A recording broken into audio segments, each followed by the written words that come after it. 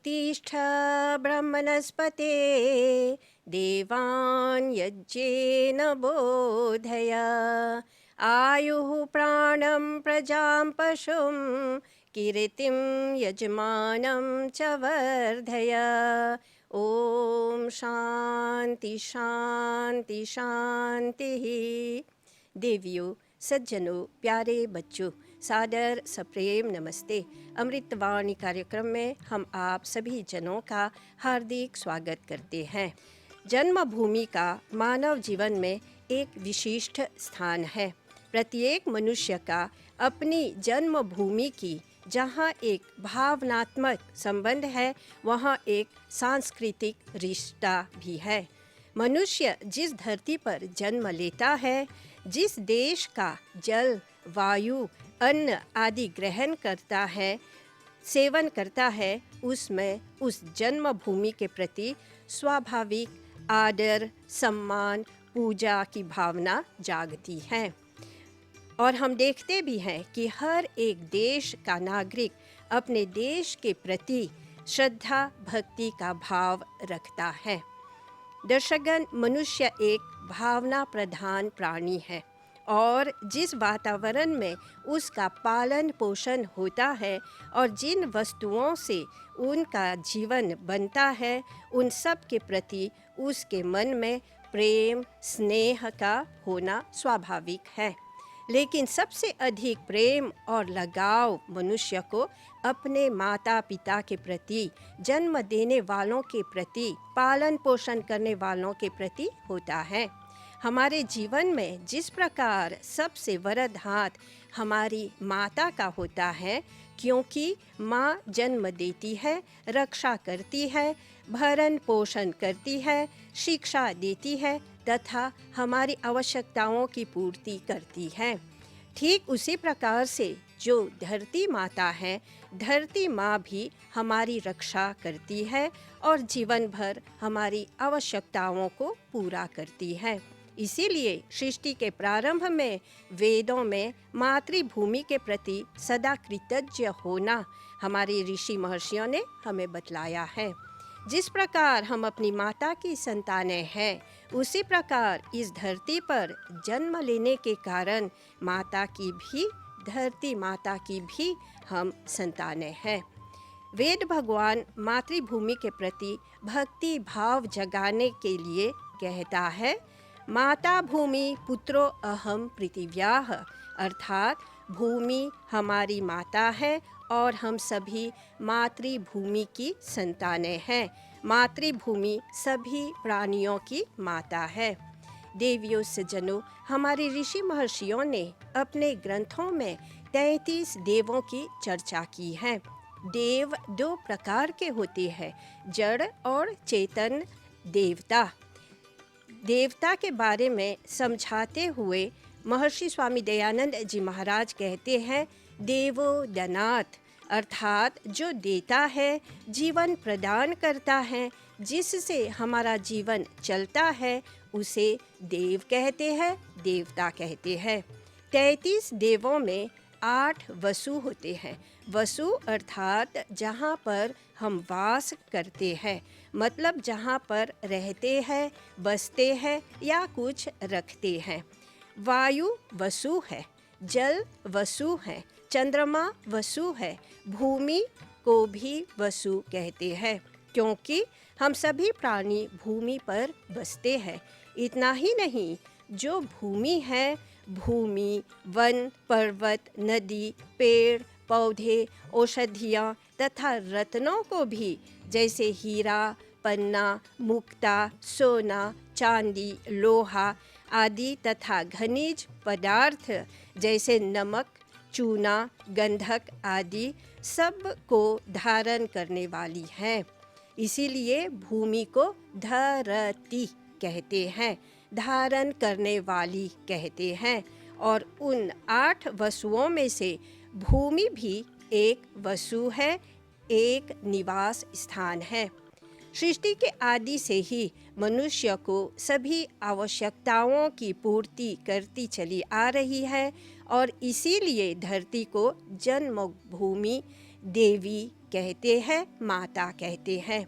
और यह जो धरती माता है अपने सभी संतानों के लिए, प्राणियों के लिए सब कुछ प्रदान करती है। जैसे कि चावल का एक बीज जब हम धरती माता के गोद में सौंपते हैं, रोपते हैं, तो बदले में हम सैकड़ों अनाज के दाने हमारे हाथों में धरती माता भर देती है, प्रचुर मात्रा में धन धान्य दे देती है। दर्शकगण, धरती माता को नमन करना, वंदे मातरम कहना तथा धरती माता के प्रति पूजा और श्रद्धा की भावना रखना वेद तथा आर्य संस्कृति की एक अपूर्व देन है। चारों वेद जहाँ हमें मातृभूमि के प्रति श्रद्धावान होना सिखाते हैं, वहाँ भूमि के प्रति जो हमारा कर्तव्य है, उन कर्तव्यों के बारे में भी हमें बोध कराते हैं। ऋग्वेद कहता है, उप सर्प मातृम भूमिम, अर्थात मातृभूमि की सेवा ऐसे करो जैसे अपनी माता की सेवा करते हो। वेदों में अनेक सूक्त हैं, मंत्र हैं, जिनमें मातृभूमि की वंदना, देशभक्ति, पैट्रियोटिज्म तथा मातृभूमि के प्रति हमारे कर्तव्यों का वर्णन है। अथर्ववेद के पृथ्वी सूक्त, राष्ट्र सूक्त देश प्रेम, देशभक्ति के ऊंच विचारों से भरे पड़े हैं। सामवेद कहता है, देवी जनित्री अजी जनत, अर्थात मातृभूमि देवी है, मातृभूमि जन्म देती है।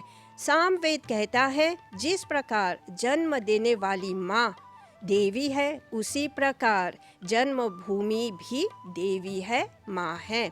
यजुर्वेद भूमि के प्रति हमारे कर्तव्यों का उल्लेख करते हुए कहता है कि तेन त्यक्तेन भुञ्जीथा मा गृध्र कस्य स्विद्धनम, अर्थात इस वसुंधरा पर जो भी अन्न धन वैभव है, वस्तुएं हैं, मानव तू भोग कर, प्रयोग में ला, लेकिन मा गृध्र, लालच मत कर, लोभी मत कर, स्वार्थी मत बन, स्वाहा स्वाहा कर। स्वाहा अर्थात दान सदा किया कर। जिस प्रकार धरती माँ सबकी उपकार परोपकार कर रही है, उसी प्रकार तू भी उपकारी परोपकारी बन, अन्यथा सुख के बदले दुख तुझे भोगना पड़ेगा, कष्ट क्लेश भी भोगना पड़ेगा।